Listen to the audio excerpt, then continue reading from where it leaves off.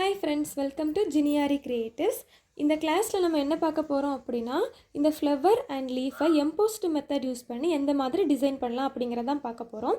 First இதில் நம்ம 3 stitch use பண்ண போகிறோம். ஃபஸ்ட்டு ஸ்டிச் என்னென்னா இந்த ரவுண்டுக்கு ஃப்ரெஞ்ச் நாட் யூஸ் பண்ண போகிறோம். ஃப்ளவருக்கு எல்லாத்துக்கும் எம்போஸ்ட் ஃப்ளவர் ஸ்டிச், லீஃப்க்கு எம்போஸ்ட் லீஃப் ஃபில்லிங். இந்த மாதிரி 3 ஸ்டிச் யூஸ் பண்ணி இதை எப்படி டிசைன் பண்ணலாம் அப்படிங்கிறது இந்த வீடியோவில் பார்க்கலாம். என்னென்ன திங்ஸ்லாம் யூஸ் பண்ணுறோம் அப்படிங்கிறத இப்போ பார்க்கலாம். சில்க் த்ரெட் வந்து கொஞ்சம் ஃப்ளவர், லீஃப், ஃப்ரெஞ்ச் நாட் அந்த மாதிரி போடுறதுக்காக கொஞ்சம் டிஃப்ரெண்ட் கலர்ஸில் எடுத்திருக்கேன். அதுக்கப்புறமா சுகர் பீட் ஸ்டிச் பண்ணுறதுக்காக நார்மல் மிஷின் த்ரெட் எடுத்திருக்கேன். பைப்பிங் த்ரெட் இது பார்த்திங்கன்னா ஃப்ளவருக்காக சின்ன ஸ்மால் சைஸ் பைப்பிங் த்ரெட். அதுக்கப்புறமா லீஃப்காக கொஞ்சம் பெரிய சைஸில் பைப்பிங் த்ரெட் எடுத்திருக்கேன். சில்க் த்ரெட் யூஸ் பண்ணி ஸ்டிச் போடுறதுக்காக டியூலிப் பிராண்டில் 14 சைஸில் நீடில் எடுத்திருக்கேன். அதுக்கப்புறமா நார்மல் அயன் நீடில். இது ஃப்ரெஞ்ச் நாட்காக கொஞ்சம் ஹோல் பெருசாக இருக்கிற மாதிரி, நமக்கு த்ரெட்லாம் உள்ளே போகணும், அதனால கொஞ்சம் ஹோல் பெரிய சைஸில் இருக்கிற மாதிரி ஒரு நார்மல் நீடில் எடுத்திருக்கேன். இதை யூஸ் பண்ணி நம்ம எப்படி ஸ்டிச் பண்ண போகிறோம் அப்படிங்கிறத பார்க்கலாம். ஃபஸ்ட்டு ஃப்ரெஞ்ச் நாட் போடுறதுக்காக இந்த ரவுண்டை சுற்றி சுகர் பீட்ஸ் கொடுத்துக்கலாம். எப்போவுமே ஃப்ரெஞ்ச் நாட் போடும்போது நம்ம ஜரி அவுட்லைன் போடுறத விட சுகர் பீட் யூஸ் பண்ணி அவுட்லைன் கொடுத்தா தான் நல்லாயிருக்கும். வேணால் அது வந்து கொஞ்சம் ஹைட்டாக இருக்கிறதுனால நம்ம சுகர் பீட்ஸ் யூஸ் பண்ணாலும் அதுக்கு ஈக்குவலாக இருக்கும். அதனால தான் கிளாத்தோட கலர்லேயே நான் மிஷின் த்ரெட் எடுத்திருக்கேன், ஒயிட் கலர். இப்போ இதில் ஒரு பீடுக்கு ஒரு ஸ்டிச் வச்சு இந்த சர்க்கிளில் நம்ம அவுட்லைன் கொடுத்துக்கலாம்.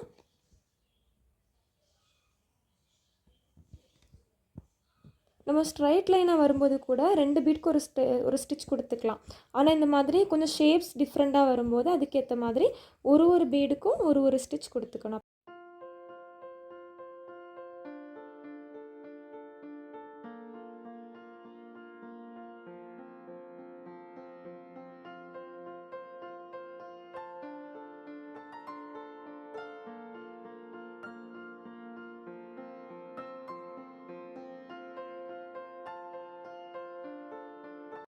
முடிச்சுட்டு நாட் போட்டுக்கலாம். நாட் போட்டிருக்கிறது வெளியே தெரியாத மாதிரி கீழே நல்லா இழுத்து விட்டுக்கணும். இப்போ இந்த நீடில் நான் சில்க் த்ரெட் எடுத்திருக்கேன். சில்க் த்ரெட் வந்து இதில் ஒரு 12 லைன்ஸ் வர மாதிரி எடுத்திருக்கேன். சில்க் த்ரெட்டை கொஞ்சம் நீளமாக ஆறாம் அடித்து நீடில்குள்ளே போடும்போது அது 12ஆக வரும். அந்த மாதிரி எடுத்திருக்கேன். இது வந்து ரொம்ப லென்த்தாக எடுக்காதீங்க. ரொம்ப லென்த்தாக எடுத்தீங்க அப்படின்னா ஸ்டிச் போடும்போது கீழே நல்லா சிக்கிரும். அதனால் ரொம்ப லென்த்துக்கு எடுக்கக்கூடாது. நார்மலான லென்த்தில் எடுத்தால் போதும். எடுத்துகிட்டு கீழே இந்த மாதிரி நாட் போட்டு வச்சுருக்கேன். நம்ம பஞ்ச் பண்ணிவிட்டு மேலே எடுக்கும்போது இந்த நாட் வந்து கலண்டு மேலே வரக்கூடாது. அந்தளவுக்கு நார்மல் சைஸில் இந்த மாதிரி எடுத்திருக்கேன். ஓகே, இப்போ வந்து கீழேருந்து மேலே, ஃப்ரேம்க்கு கீழேருந்து நீடில் எப்படி மேலே பஞ்ச் பண்ணிக்கிறேன். பஞ்ச் பண்ணிவிட்டு பொறுமையாக மேலே எடுக்கணும். எடுத்துகிட்டு கீழேயுமே நம்ம நல்லா இந்த மாதிரி இழுத்துக்கணும். ஏன்னா கீழே எதுவுமே த்ரெட் எக்ஸ்ட்ரா இருக்கக்கூடாது. எல்லா த்ரெட்டுமே மேலே வந்திருக்கணும். அதுக்கேற்ற மாதிரி இப்படி நல்லா இழுத்து விட்டுக்கணும். ஓகே, இப்போ இப்படி நல்லா இழுத்ததுக்கப்புறமா இந்த மாதிரி லெஃப்ட் ஹேண்டில் த்ரெட்டை பிடிச்சிக்கோங்க, ரைட் ஹேண்டில் நீடில் பிடிச்சிக்கோங்க. இப்போது இல்லை அப்படின்னா உங்களுக்கு எது கம்ஃபர்டபுளோ இப்படி கூட நீங்கள் பிடிச்சிக்கலாம். த்ரெட்டை வந்து ரைட் ஹேண்டில் வச்சுட்டு நீடில் லெஃப்ட் ஹேண்டில் வச்சு இப்படியுமே பண்ணலாம். இப்போ நான் ரைட் ஹேண்டில் நீடில் வச்சுருக்கேன். த்ரெட்டை வந்து இப்படி லெஃப்ட் ஹேண்டில் வச்சுட்டு பொறுமையாக நீடிலுக்கு மேலே பாருங்கள், 1 2 இந்த மாதிரி 2 வாட்டி சுற்றிட்டு நல்லா டைட் பண்ணிவிட்டு அப்படியே பொறுமையாக அதுக்கு பக்கத்துலேயே நம்ம ஃபஸ்ட்டு பஞ்ச் பண்ணி மேலே எடுத்தோம்ல அதுக்கு பக்கத்துலேயே இப்படி பஞ்ச் பண்ணிவிட்டு கீழே நல்லா இந்த மாதிரி த்ரெட்டை நம்ம நல்லா இழுத்து பிடிச்சிக்கணும். கொஞ்சம் இழுத்து பிடிச்சிட்டு இப்போது நீடில் அப்படியே கீழே இழுக்கணும். இந்த மாதிரி நீங்கள் வந்து த்ரெட்டை பிடிச்சி வச்சுட்டு பொறுமையாக கீழே விட்டு இப்படி ஸ்டிச் கொடுத்துக்கோங்க. இதில் வந்து நமக்கு மேலே எந்த ஒரு த்ரெட்டுமே எலும்பி இருக்கக்கூடாது. எல்லாம் கரெக்டாக இந்த மாதிரி ஒரே ஷேப்பில் நாட் ஆகியிருக்கணும். நம்ம இதே மாதிரி பக்கத்துலேயே நெருக்கமாக ஸ்டிச் கொடுத்துக்கலாம். கீழே நல்லா இப்படி இழுத்தாச்சு. இழுத்துட்டு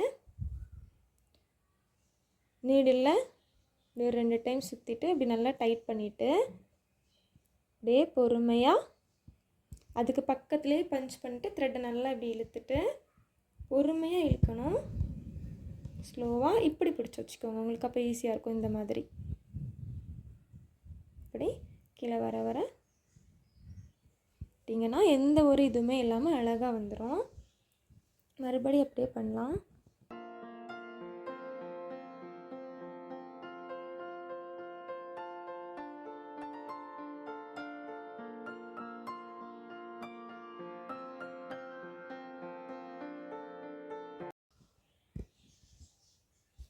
இந்த ஸ்டிச் பொறுத்த வரைக்கும் ஆரி தெரியாதவங்களே பண்ணலாம். ஹேண்ட் நீடில் தான், அதனால்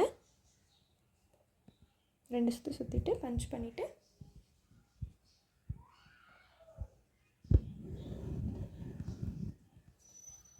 இந்த மாதிரி ஃபுல்லாகவே ஃபில் பண்ணிக்கலாம்.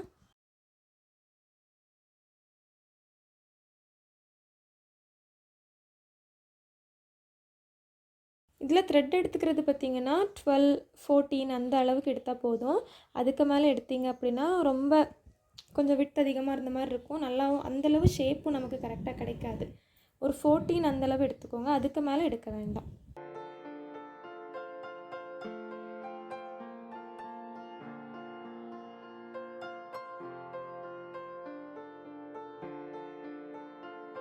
ஓகே, இந்த மாதிரி ஃபுல்லாகவே ஃபில் பண்ணிட்டோம். நெக்ஸ்ட்டு வந்து நம்ம ஃப்ளவருக்கு எப்படி ஃபில் பண்ணலாம் அப்படிங்கிறத பார்க்கலாம். இப்போ நம்ம ஃப்ளவருக்குள்ளே ஒட்டுறதுக்காக பைப்பிங் த்ரெட் எடுத்திருக்கோம். இந்த பைப்பிங் த்ரெட் வந்து சைஸ் சின்ன பைப்பிங் த்ரெட் தான். எப்போவுமே பைப்பிங் த்ரெட் நம்ம வந்து கட் பண்ணிவிட்டு வச்சதுக்கப்புறம் இந்த மாதிரி ஆகிரும். இதை இப்படி கட் பண்ணி விட்டுக்கலாம். கட் பண்ணிவிட்டு கொஞ்சம் கொஞ்சமாக மெஷர் பண்ணணும். இதுக்கு வந்து நம்ம ஃபுல் சைஸுமே எடுத்துடக்கூடாது. இந்த மாதிரி ஃபுல் சைஸும் எடுத்துடக்கூடாது. இங்கேயும் கொஞ்சம் கேப், இங்கேயும் கொஞ்சம் கேப் விட்டுட்டு எடுக்கிற மாதிரி சின்ன சைஸில். இந்த சைஸ் கரெக்டாக இருக்கும். இந்த மாதிரி உள்ளே வைக்கிறதுக்கு கரெக்டாக இருக்கிற மாதிரி கட் பண்ணிக்கலாம். இந்த மாதிரி இந்த 5 பெட்டல்ஸ்க்குமே நம்ம கட் பண்ணிக்கலாம். இப்போது இதை நான் ஒட்டுறதுக்காக B7000 க்ளூ எடுத்திருக்கேன். நீங்கள் வந்து நார்மல் ஃபேப்ரிக் க்ளூ கூட யூஸ் பண்ணிக்கலாம். இதுக்கு க்ளூ வந்து ரொம்ப போட வேண்டாம், ரொம்ப கம்மியாக போட்டால் போதும். கொஞ்சம் போட்டால் போதும்.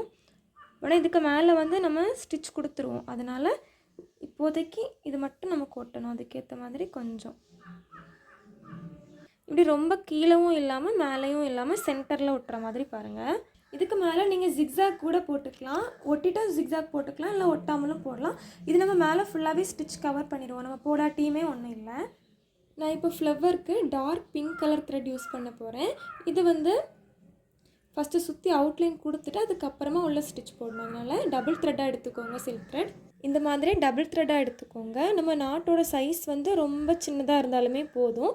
எதனாலனா நம்ம அடுத்த ஸ்டிச் அங்கேருந்து எடுத்து பண்ணும்போது இந்த நம்ம நாட்டுக்கு கொடுத்துருக்க இந்த த்ரெட் வந்து கீழே சிக்கிரும் நம்ம நீடில். அதனால தான் இந்த மாதிரி நாட்டோட சைஸ் வந்து கொஞ்சம் சின்னதாகவே டபுள் த்ரெட்டாக எடுத்துக்கோங்க.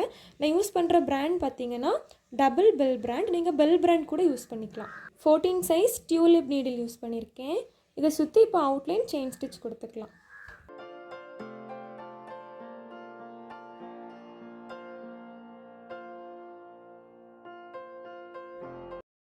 நீங்கள் ப்ராக்டிஸ் பண்ணும்போதே இந்த மாதிரி சில்க் த்ரெட் எல்லாத்துக்குமே ஸ்டிச்சோட சைஸ் கொஞ்சம் சின்னதாக ப்ராக்டிஸ் பண்ணிட்டீங்கன்னா நீங்கள் ப்ளவுசஸ்லாம் போடும்போது உங்களுக்கு ரொம்ப ஈஸியாக இருக்கும்.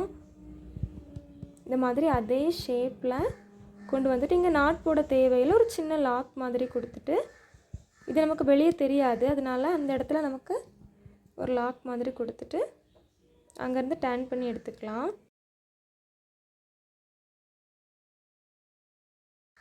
சில்க் த்ரெட் யூஸ் பண்ணி ஸ்டிச் போடும்போது எப்போவுமே கீழே த்ரெட் கொஞ்சம் லூஸ் விட்டுக்கோங்க. அப்போ தான் உங்களுக்கு மேலே ஃப்ரேமும் டைட் ஆகாது, ஸ்டிச் போடுறதுக்கும் கொஞ்சம் ஈஸியாக இருக்கும்.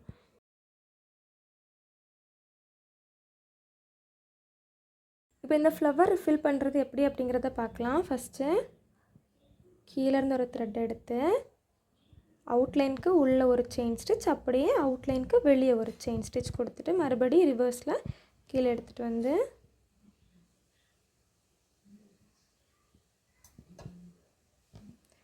ஒரு ஸ்டிச், ஒரு லாக் ஸ்டிச், தென் மறுபடியும் அப்படியே அவுட்லைனுக்கு உள்ளே ஒரு ஸ்டிச், அவுட்லைனுக்கு வெளியே ஒரு ஸ்டிச், அப்படியே இந்த பைப்பிங் த்ரெட்டு உள்ளே வர மாதிரியே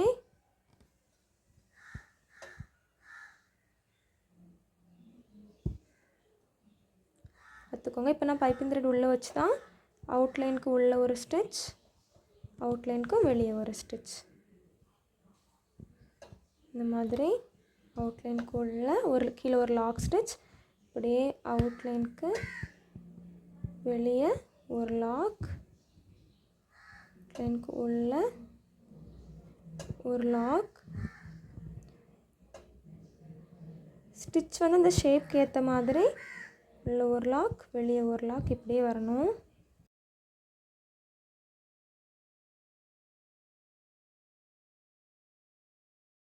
பைப்பிங் த்ரெட் உள்ளே வச்சுட்டு தான் கொடுக்கணும். இது மாதிரி கொஞ்சம் சென்டர்லேயே தான் ஸ்டிச் வரணும்.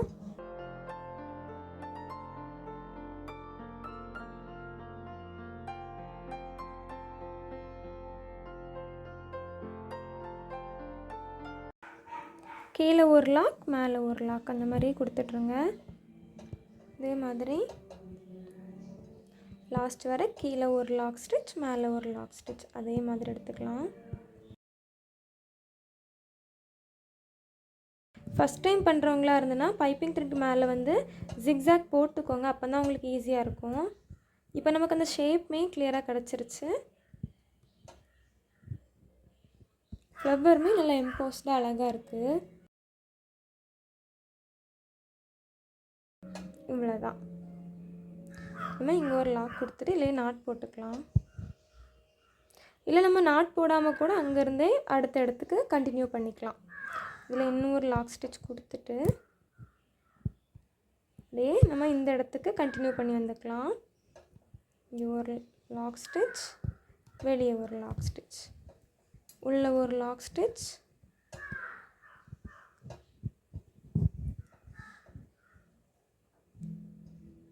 அவுட்லைனுக்குள்ள பைப்பிங் த்ரெடை இப்போ கொஞ்சம் கொஞ்சமாக உள்ளே வைக்கணும். இப்போ இதில் வந்து இந்த ஃப்ளவர் பொறுத்த வரைக்கும் நம்ம கீழேயும் மேலேயும் வந்து விட்டு கொஞ்சம் ஓரளவு ஓகேவா ஒரே அளவில் இருந்த மாதிரி இருக்கும். இதுவே செல்ல ஃப்ளவருக்கு பார்த்திங்கன்னா மேலே வந்து விட்டு அதிகமாகவும் கீழே கொஞ்சம் சின்னதாகவும் இருக்கும். அப்படி இருக்கும்போது நீங்கள் என்ன பண்ணணும்னா சென்டரில் ஒரு ஸ்டிச் கொடுக்கணும், ஸ்டிச் கொடுத்துட்டு மறுபடியும் மேலே ஸ்டிச் போடணும். அடுத்து போடுறது கீழே போட்டுட்டு மறுபடியும் லாக் ஸ்டிச்சுக்கு வெளியே கொடுக்கணும். மறுபடி போடுற ஸ்டிச் சென்டரில் கொடுத்துட்டு இங்கே வெளியே கொண்டு வந்து பண்ணுற மாதிரி. அடுத்த ஸ்டிச் வந்து உள்ளே வர மாதிரி.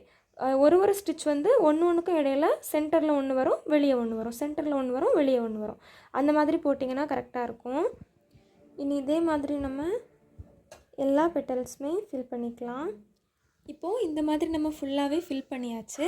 நெக்ஸ்ட்டு இதை சுற்றி நம்ம அவுட்லைன் பீட்ஸ் யூஸ் பண்ணி கொடுத்துக்கலாம். அப்போ இன்னும் கொஞ்சம் கிராண்டாக காட்டும். அதனால தான் நெக்ஸ்ட் வந்து பீட் அவுட்லைன் கொடுத்துக்கலாம். நான் வந்து ஒவ்வொரு பெட்டல்ஸுமே தனித்தனியாக தெரிகிற மாதிரி அவுட்லைன் கொடுக்க போகிறேன். நீங்கள் வந்து இந்த மாதிரி கூட கொடுத்துக்கலாம். சென்டரில் இந்த மாதிரி பீட்ஸ் வராமல் இப்படி கூட கொடுத்துக்கலாம்.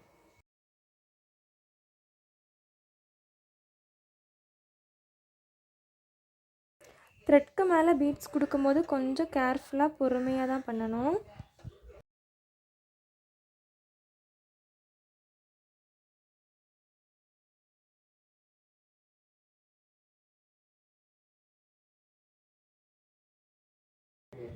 இப்போ இதில் நான் ஒரு நாட் போட்டுட்டு மறுபடியும் இங்கேருந்து ஸ்டார்ட் பண்ண போகிறேன். இங்கேருந்து நம்ம இப்படி எடுக்கலாம், பட் நமக்கு த்ரெட்டோட கலர் வெளியே தெரியும், அதனால தான். இப்போது மறுபடியும் இங்கேருந்து ஸ்டார்ட் பண்ணி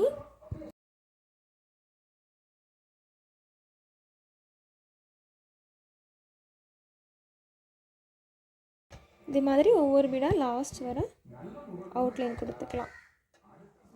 இப்போ நம்ம லீஃப்க்கு ஃபில் பண்ணலாம். லீஃப்க்கும் இதே மாதிரி எம்போஸ்ட் மெத்தடில் தான் பண்ண போகிறோம்.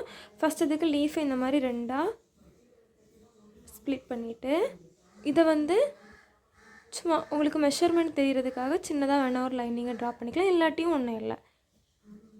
இந்த மாதிரி போட்டுக்கோங்க. போட்டுட்டு இப்போ நான் வந்து பெரிய சைஸ் பைப்பிங் த்ரெட் யூஸ் பண்ணுறேன்.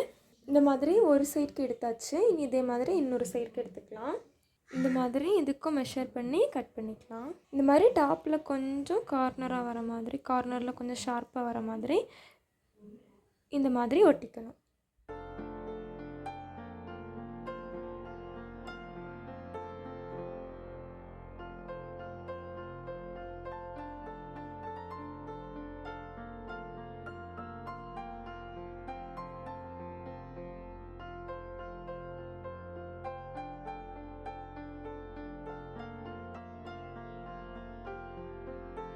ஆனால் நமக்கு ஸ்டிச் போடும்போது பைப்பிங் த்ரெட் ரொம்ப அந்தளவுக்கு வெளியே தெரியாத மாதிரி இருக்கும். அதனால தான்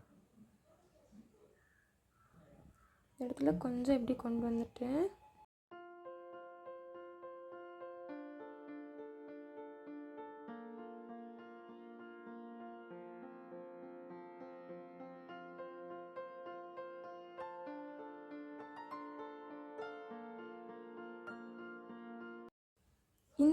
இந்த த்ரெட்க்கும் நமக்கு நல்லாவே டிஃப்ரென்ஸ் தெரியும். இது நம்ம கட் பண்ண இடத்துல எல்லாமே கொஞ்சம் பிரிஞ்ச மாதிரி அப்படி இருக்குது. ஆனால் இது நம்ம இந்த மாதிரி ஸ்டிச் போட்டதுக்கப்புறமா நமக்கு இனி ஸ்டிச் பண்ணுறதுக்கு ரொம்ப ஈஸியாக இருக்கும். ஓகே, ஃபஸ்ட்டு வந்து மேலேருந்து நான் த்ரெட் எடுத்துகிட்டு இதில் ஒரு சின்ன லாக் போட்டுக்கிறேன். போட்டுட்டு அப்படியே கீழே வந்துட்டு சென்டரில் ஒரு ஸ்டிச், ஒரு லாக்.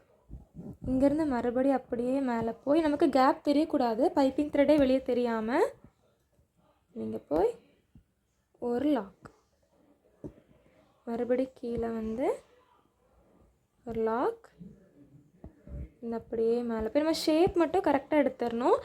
நீங்கள் வந்து ஷேப் அவுட்லைன் ட்ரா பண்ணிவிட்டு கூட பண்ணிக்கலாம். இப்போ நான் இந்த ரெண்டாக பிரித்து ஒர்க் பண்ணுறேன். நீங்கள் வந்து இந்த மாதிரி ஃபஸ்ட்டு ரைட் சைடு ஸ்டிச் போட்டு left side stitch, right side stitch போட்டு லெஃப்ட் சைடு, இந்த மாதிரி கூட பண்ணிக்கலாம். இல்லைனா இப்படி பிரித்து கூட பண்ணிக்கலாம்.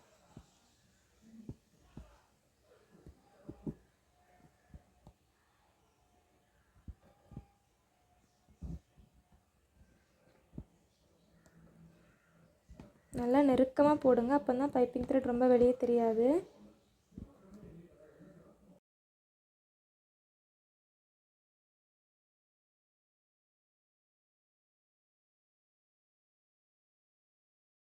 பாருங்கள், நல்லா எம்போஸ்ட் ஆகி தெரியும். கீழே இந்த மாதிரி கேப் இருந்தால் தான் நம்ம ஸ்டிச் முடிக்கும்போது கரெக்டாக இருக்கும்.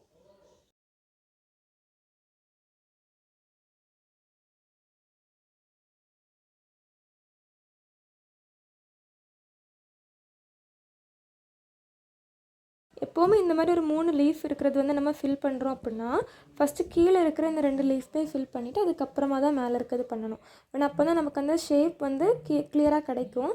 இல்லை அப்படின்னா கொஞ்சம் நான் ஃபஸ்ட்டு மேலே இருக்கிறத பண்ணிட்டோம் அப்படின்னா கீழே இருக்கிறது கொஞ்சம் சொதப்புற மாதிரி இருக்கும். அதனால தான்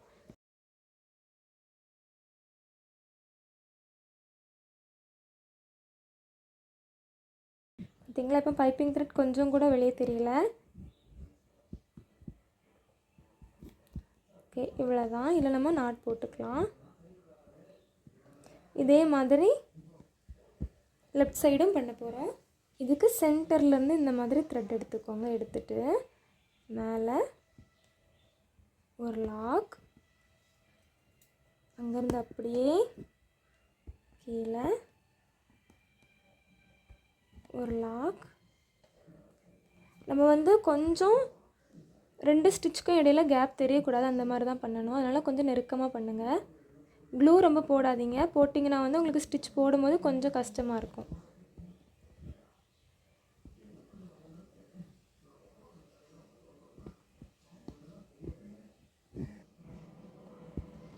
இப்படி சென்டரில் உள்பக்கமாக ஒரு ஸ்டிச், ஒரு லாக் ஸ்டிச். தென் இங்கேருந்து அப்படியே பைப்பிங் த்ரெட் வெளியே தெரியக்கூடாது, நல்லா நெருக்கமாக.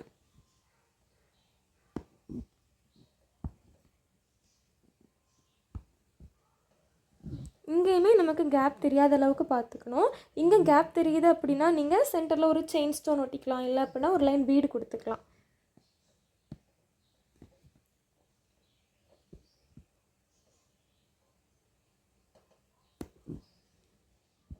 இப்போ நம்ம இதே மெத்தடில் மீதி இருக்க எல்லா லீஃப்மே ஃபில் பண்ணிக்கலாம்.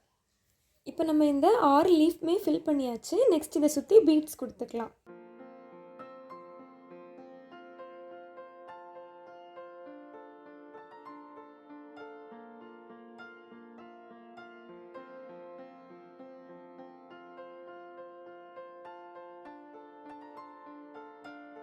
நம்ம வந்து இந்த மாதிரி லீஃப் ஃபில் பண்ணும்போது கொஞ்சம் கேப் விட்டுக்கணும். எதுக்காக அந்த பீட் வந்து எந்தளவுக்கு நம்ம ஸ்டிச் போடும்போது அந்த இடத்துல இருக்குமோ அதுக்கேற்றளவு நம்ம வந்து கேப் விட்டுட்டு பண்ணோம் அப்படின்னா கரெக்டாக இருக்கும்.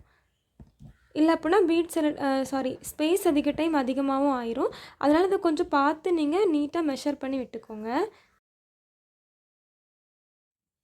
இந்த மாதிரி கொடுத்துட்டு நாட் கொடுத்துக்கலாம். இதே மாதிரி எல்லா லீஃப்க்குமே நம்ம பீட் கொடுத்துடலாம். இங்கே கொடுத்து முடிச்சுட்டு இந்த இடத்துலையுமே அவுட்லைன் கொடுத்துருங்க. அதுக்கப்புறம் நீங்கள் சென்டரில் இருக்கிறதுக்கு கொடுத்தா அழகாக இருக்கும். இந்த மாதிரி நம்ம கொடுத்துருக்க பீடுக்கும் இப்படி உள்ளேருந்து எடுக்கிற மாதிரி எடுக்கணும். அப்போ தான் நமக்கு இந்த இடத்துல கேப் தெரியாது. ஓகே, இப்போ நம்ம அவுட்லைன் கொடுத்தாச்சு. நெக்ஸ்ட்டு வந்து இது இன்னுமே கொஞ்சம் ஃபினிஷிங் நல்லா இருக்கிறதுக்காக சுற்றி ஜரி த்ரெட் யூஸ் பண்ணி அவுட்லைன் கொடுத்துக்கலாம். இந்த மாதிரி நான் இங்கேருந்தே ஸ்டார்ட் பண்ணுறேன்.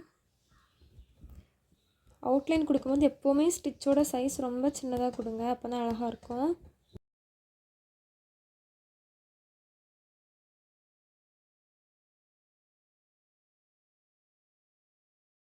இப்போ நம்ம ஜரி த்ரெட் யூஸ் பண்ணி அவுட்லைன் கொடுக்கும்போது நம்ம கொடுத்துருக்க அந்த பீட்ஸ் வந்து ஷேப் மாறிச்சு அப்படின்னா நம்ம வந்து ஒரு 2 பீடுக்கு ஒரு செயின் ஸ்டிச் கொடுத்துருக்கோம். செயின் ஸ்டிச் மீன்ஸ் 2 பீடுக்கு ஒரு ஸ்டிச் கொடுத்துருக்கோம் அப்படின்னு அர்த்தம். அப்போ தான் நமக்கு ஷேப் மாறும். அதனால் இது மாதிரி அவுட்லைன்லாம் கொடுக்கும்போது எப்போவுமே ஒரு பீடுக்கு ஒரு ஸ்டிச் கொடுத்துக்கோங்க, அப்போ தான் நல்லாயிருக்கும்.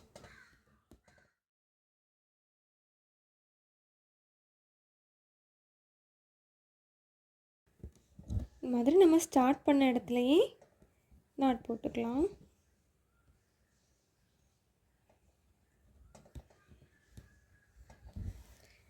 இவ்வளோ தான்.